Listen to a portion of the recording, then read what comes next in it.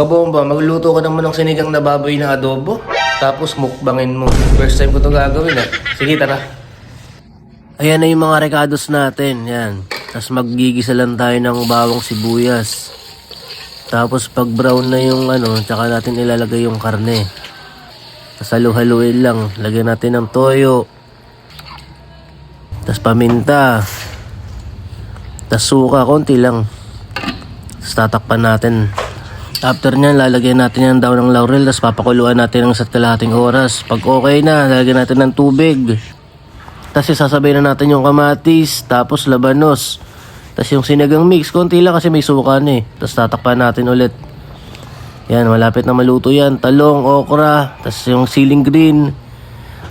Konting oras lang, luto na. Ayan, luto na yan. Tapos lalagyan natin yung kangkong.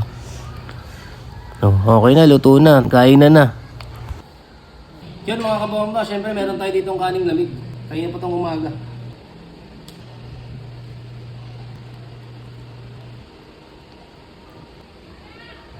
First time natin matitikman ng sinigang na adobo na baboy.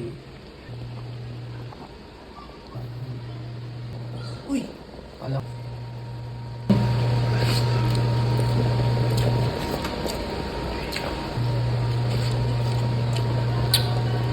Parang sinigang lang din. Malalasahan mo rin yung adobo.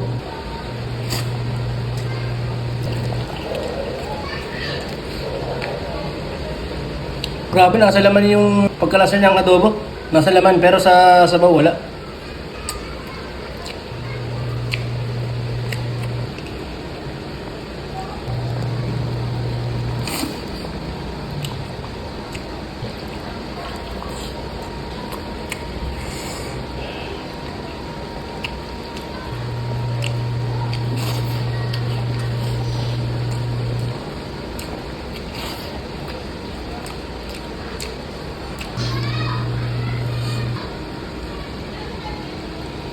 Kamatis oh.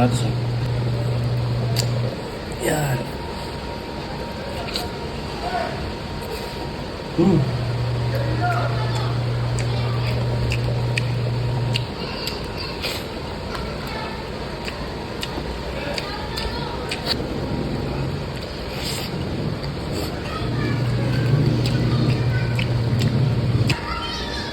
Labanos.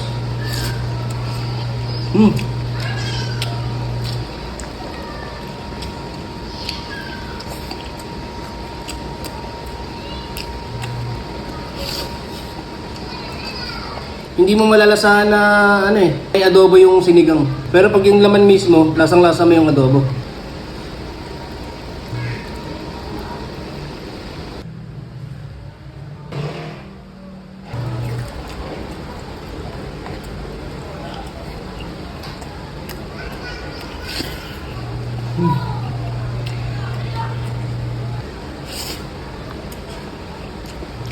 Grabe lambot.